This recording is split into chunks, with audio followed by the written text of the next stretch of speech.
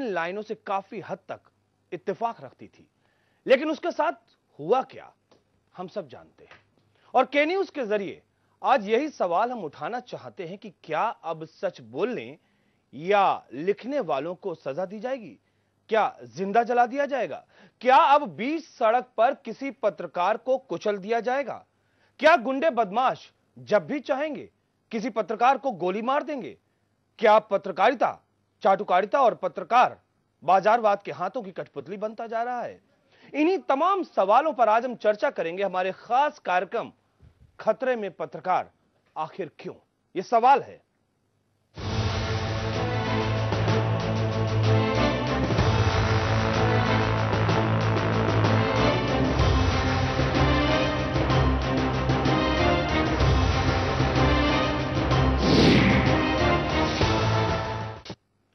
एक पत्रकार को जिंदा जला दिया जाता है।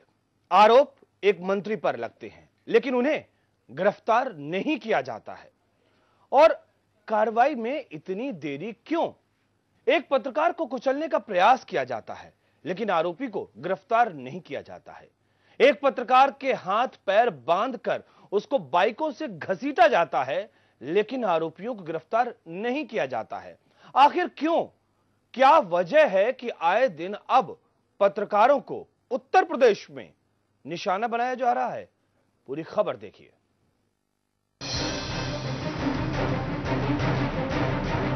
पत्रकारों पर लगातार हो रहे हमलों ने पत्रकार को एक बार फिर सोचने पर मजबूर कर दिया है। शाहजहांपुर में पत्रकार जगेंद्र को जिंदा जला दिया गया, लेकिन आरोपी मंत्री को अभी तक गिरफ्तार नहीं किया गया। धरने पर बैठे परिवार पर लगातार समझौते का दबाव बनाया जा रहा है। उसे इंसाफ नहीं मिल रहा है। आखिर क्यों? अब हमारी यही रणनीति है कि हम जो है जब तक न्याय नहीं मिलेगा, राममूर्ति वर्मा सस्पेंड नहीं होंगे और पूरा न्याय नहीं मिलेगा, तब तो हम यहीं पर बैठे रहेंगे, धरना देंगे और चाहे कुछ भी हो, लेकिन हम धरना से उठेंगे नहीं। पीलीभीत में एक पत्रकार भूमाफिया के खिलाफ खबर दिखाता है। आरोपी खबर दिखाने से खफा हो जाते हैं। बहाने से उसे बुलाया जाता है।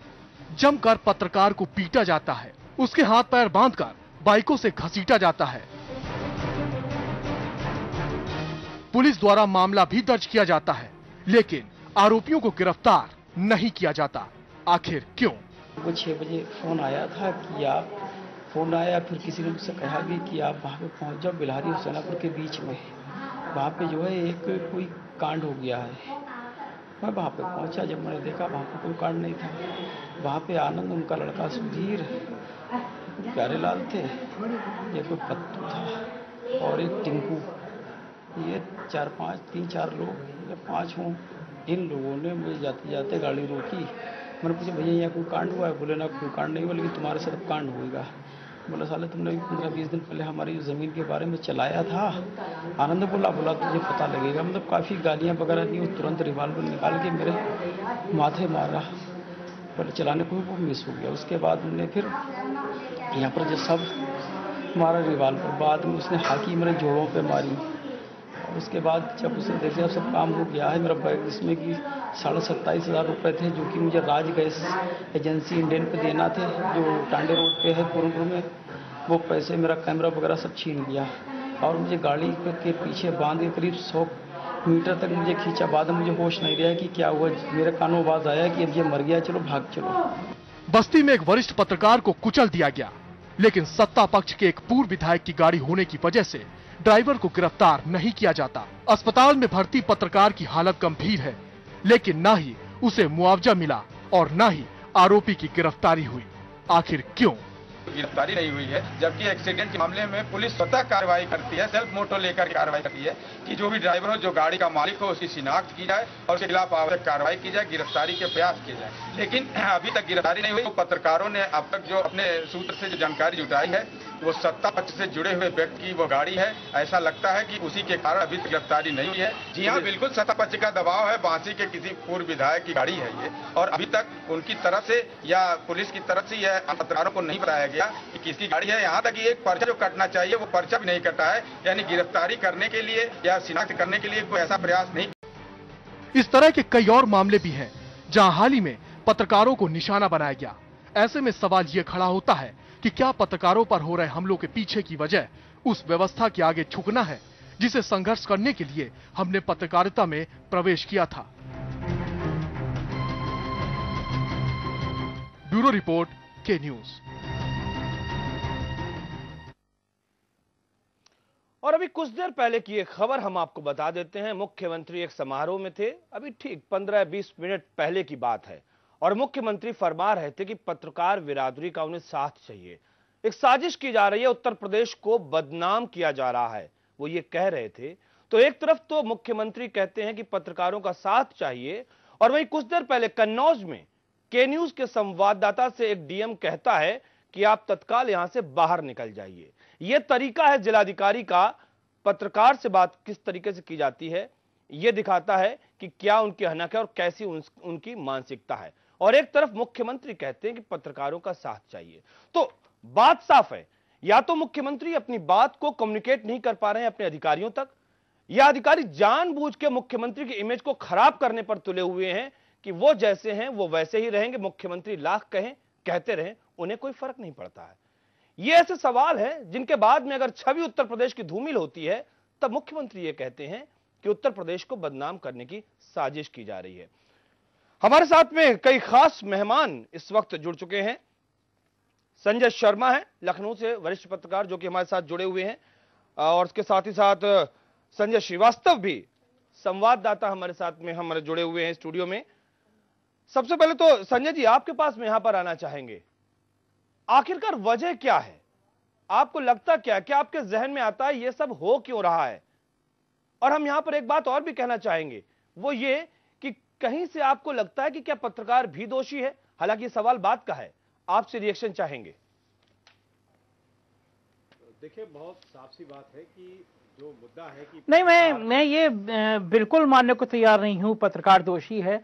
जो शाहजहांपुर में घटना हुई है उसमें पत्रकार दोषी होने का प्रश्न कहां होता? वो एक छोटे से जिले में, शाहजहांपुर जैसे छोटे जिले में, सिर्फ ये बता रहा है कि उत्तर प्रदेश सरकार के मंत्री कितने निरंकुश हो गए हैं, वो किस तरह सरकार के नियमों को, कानून को ताक पर रख रहे हैं, किस तरह अवैध खनन करा रहे हैं, किस तरह एक महिला से बदसलूकी कर रहे हैं। उसकी गलती सिर्फ इतनी थी, वो उन सच को उजागर कर रहा था जो एक मंत्री को नागवार गुजरा, और उसका नतीजा था कि मंत्री के इशारों पर दिन दहाड़े उसको पेट्रोल डाल के जला दिया गया। कितनी बड़ी विडंबना है, ये शायद भारत के इतिहास की पहली घटना है जब किसी पत्रकार को इस तरह पेट्रोल छिड़ककर जला दिया गया होगा। मुझे बड़ा दुख है ये बात कहने में कि पूरा सिस्टम केवल मंत्री को बचाने में जुटा हुआ है। आखिर किसी को समझ क्यों नहीं आ रहा कि ये इतनी बड़ी घटना है, पूरे देश में इसको गुस्से लेकर गुस्सा है। आप कौन सी जांच की बात कर रहे हैं? वो मंत्री आज भी शाहजहांपुर में उसी लाल बत्ती के संग घूम रहा है। जो पुलिस आपकी जांच कर रही है उसी पुलिस ने उस पत्रकार को जलाया है। तो कौन जांच कर रहा है? कौन ईमानदारी से जांच करेगा?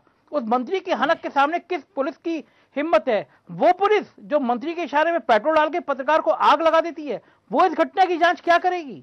बड़ा दुख का विषय है कि इस घटना में सिर्फ इंस्पेक्टर साहब हैं, 5 पुलिसकर्मी वो बहुत निचले स्तर के थे, उनको निलंबित कर दिया गया। आखिर शाहजहांपुर के एसपी क्या कर रहे थे? लगातार एसपी को नहीं पता था कि लगातार हमारी बात हुई है, सरकार में 15 दिन के बाद से हमारी बात हुई है, 15 दिन के बाद साफ तौर पर ये बार-बार उनको भी लग रहा है, ऐसा नहीं कि उनको नहीं लग रहा है, लेकिन कुछ ऐसी मजबूरियां होती हैं और ये मजबूरियां सरकार की छवि के ऊपर भारी पड़ रही हैं। और अभी तक जो खबर आ रही है, माना यह जा रहा है कि हो सकता है कि कोर्ट ही दिशा निर्देश दे दे, तब शायद ये सीबीआई जांच की तरफ मामला आगे बढ़ जाए। और उस वक्त सरकार की क्या इमेज रहेगी और कितना धब्बा लगेगा सरकार की इमेज पर, यह सोचने वाली बात होगी। हमारे साथ हमारे स्टूडियो में यहाँ पर संजय श्रीवास्तव जी, आपको रोकना चाहेंगे संजय जी, आपको यहाँ पर रोकना चाहेंगे। संजय श्रीवास्तव इस वक्त हमारे साथ यहाँ पर मौजूद हैं, दोनों ही कमोवेश दोनों ही संजय हमारे साथ मौजूद हैं। एक संजय प्रथम और एक संजय द्वितीय हम यहाँ पर इस तरीके से संबोधित कर सकते हैं। तो फिलहाल जो संजय द्वितीय हमारे साथ में यहाँ पर बैठे हुए, माफ करिएगा श्रीवास्तव जी, क्या लगता है आपको, आखिरकार वजह क्या क्या पत्रकार अपने ऊपर हो रहे हमले के लिए जिम्मेदार स्वयं भी है? बिल्कुल, बहुत अच्छा सवाल है मनीष कि जो पत्रकार हैं क्या वो इस तरीके के जो हमले हो रहे हैं समाजवादी पार्टी की सरकार में उसके लिए वो जिम्मेदार हैं। मैं बताना चाहूँगा कि मायावती की सरकार थी इससे पहले, और उसमें भी भीड़ भरा जो हजरतगंज है लखनऊ का, राजधानी है सूबे की, और वहां पर एक एडिशनल एसपी ने प्रतिष्ठित चैनल के ब्यूरो चीफ को थप्पड़ मारा, दौड़ा कर मारा गया। उस वक्त भी बहुत पत्रकार संगठन एक हुए और आवाज बुलंद की गई, तब कहीं जाके उन एडिशनल एसपी महोदय का स्थानांतरण हो पाया था लखनऊ से, क्योंकि वो उस समय तत्कालीन जो मुख्यमंत्री थी मायावती उनके बड़े करीबी और चहेते अफसर थे।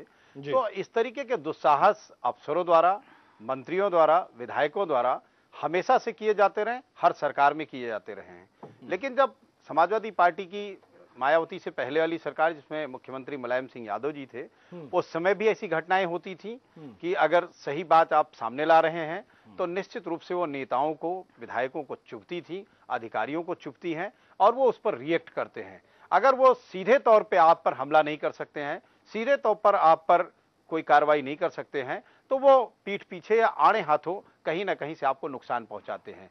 कुछ यूं ही ये शाहजहांपुर जगेंद्र सिंह का मामला है कि मंत्री महोदय से खुन्नस थी, लेकिन उन्होंने सीधे तौर पर सामने आने के बजाय जो पुलिसकर्मी थे उनको माध्यम बनाया, और उनको अब वो शिकार हो गए हैं क्योंकि वो निलंबित भी हुए हैं, और जाहिर सी बात है उन पर आगे कार्रवाई होगी, क्योंकि जो डाइन डिक्लेरेशन है जगेंद्र सिंह का वो सुप्रीम कोर्ट तक बोलेगा। एक संजय श्रीवास्तव जी, एक बहुत बड़ा सवाल है और वो सवाल मेरे जहन में आ रहा है, और कोशिश करेंगे कि जो हमारे साथी हैं वो हमारी बात करवा पाएं, जो सत्ता पक्ष के लोग हैं, सत्ता पक्ष चाहे वो विधायक हो, चाहे वो मंत्री हो, सरकार में बैठे अधिकारी हो, हम कोशिश करेंगे कि हमारी उनसे भी बात हो पाए कि आखिरकार इतनी हिम्मत, या हिम्मत शब्द इस्तेमाल नहीं करेंगे क्योंकि ये तो सकारात्मक दृष्टिकोण होता है, हम यहां पर कहेंगे इतनी हिमाकत कैसे हो रही है इन अधिकारियों की या इन गुंडों की जो वर्दी में हैं।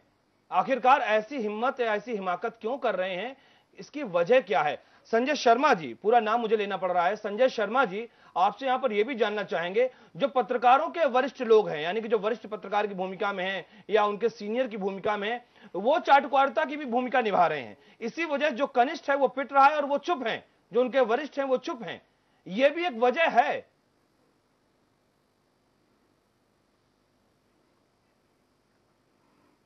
देखिए, मुझे ये बात स्वीकार करने में कोई संकोच नहीं है कि ताकत और सत्ता कहीं ना कहीं हमारे समाज में भी बीमारियां पैदा कर रही है। हमारे बीच के कुछ संगी साथी को लगता है कि सत्ता इतनी बड़ी चीज़ होती है कि उसकी चाटुकारिता हमें और आगे बढ़ा देती है, और कुछ हमारे मीडिया के बंधु भी कहीं ना कहीं इस प्रलोभन में आ जाते हैं। लेकिन मैं दूसरी बात कहता हूँ कि मतलब अगर चंद लोग इस तरह की अपनी जहनी मानसिकता खराब करते हैं, वो मुख्यमंत्री के चरण वंदना में लगते हैं या कुछ ऐसे कार्य करते हैं जो पत्रकारिता के लिए उचित नहीं है, वो करते रहे। लेकिन पूरा मास जानता है, पूरी भीड़ जानती है, पूरा लोग जानते हैं कि हकीकत क्या है।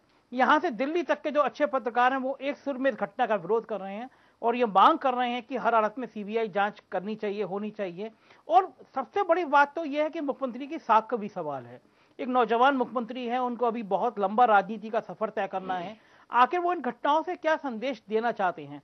ये पुरानी वाली पीढ़ी नहीं रही है कि जो आप ये मान रही हो कि पुरानी पीढ़ी की हम एक जाति का संतुलन है, हम राममूर्ति वर्मा को हटा देंगे तो एक जाति विशेष के वोटर हमसे नाराज हो जाएंगे, उन वोटरों का नुकसान उठाना पड़ जाएगा। अब बातें इनसे जाति और धर्म से बातें बहुत आगे निकल चुकी हैं। जिस जगह 70% युवाओं का 60% युवाओं की भागीदारी है, उनके मन में गुस्सा है और गुस्सा कहीं ना कहीं सरकार पे बहुत भारी पड़ने वाला है। हर हालत में राममूर्ति वर्मा को मंत्री पद से बर्खास्त करना ही पड़ेगा सरकार को, चाहे वो अदालत के आदेश। एक बात और भी है संजय शर्मा जी, एक बात और भी राजनीति में रिश्तों की परवाह नहीं की जाती है। ये बात सर्वविदित है, राजनीति में रिश्तों की परवाह नहीं की जाती है। अखिलेश यादव को मुख्यमंत्री जब बनाया गया था उत्तर प्रदेश में, तो लोग ये सोच रहे थे कि ये लड़का कुछ करके दिखाएगा, इस लड़के में ऊर्जा है और ये लड़का नए जमाने का है और कुछ करके दिखाएगा।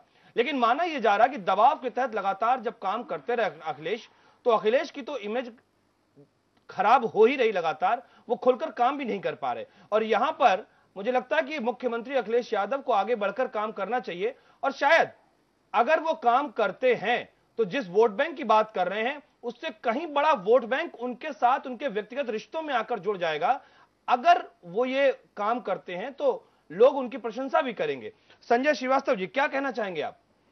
बिल्कुल, आपने मनीष बहुत जेन्युइन बात कही है कि वो लोग ज्यादा हैं जो अच्छे काम के तलबगार हैं, पक्षधर हैं, और वो लोग बहुत कम हैं जो जाति के आधार पर या धर्म के आधार पर या सियासत को इस तरह समझते हो कि इससे उनका नफा या नुकसान होगा और इस नफे नुकसान के चलते वो इन चीजों को लेते हों।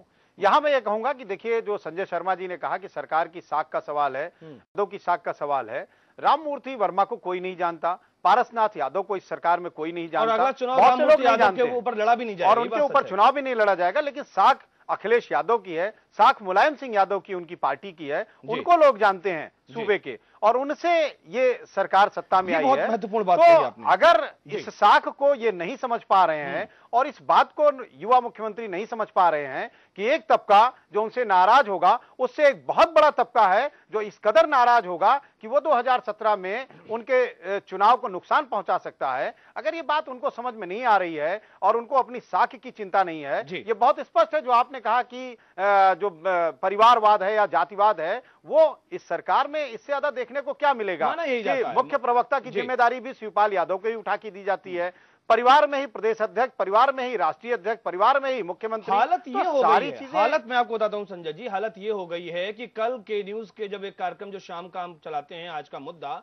और उसमें हमने जब प्रतिनिधि के तौर पर किसी समाजवादी पार्टी के नेता को बुलाया तो हमें मंजूरी मिल गई कि वो आ रहे हैं। बाद में उनका एक मैसेज आता है कि भाई शिवपाल जी ने मना कर दिया कि आप नहीं कुछ बोल सकते हैं। बताइए, ये पाबंदी है बोलने पर। और जो दूसरी बात आप कह रहे हैं वो ये कि अगला चुनाव जो लड़ा जाएगा वो राम मूर्ति के नाम पर नहीं लड़ा जाएगा, वो किसी विधायक और किसी मंत्री के नाम पर नहीं लड़ा जाएगा। वो चुनाव अखिलेश यादव ने क्या काम किया है उसके ऊपर लड़ा जाएगा, और वहां पर अखिलेश यादव की ये जो इमेज पर बट्टा लग रहा है बहुत भारी पड़ेगा 2017 में जवाब देना अखिलेश यादव को।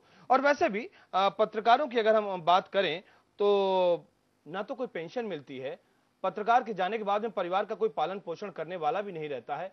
हमने देखा शाहजहांपुर में क्या हो रहा है, शाहजहांपुर में जगेंद्र के परिवार का, भूखे हैं, परेशान हैं, तनाव में हैं, पत्नी की हालत बहुत खराब है, बाप वृद्ध है, बैठा हुआ है, अधिकारियों को दिख नहीं रहा है। मुख्यमंत्री कह रहे दोषियों को सजा मिलेगी कब,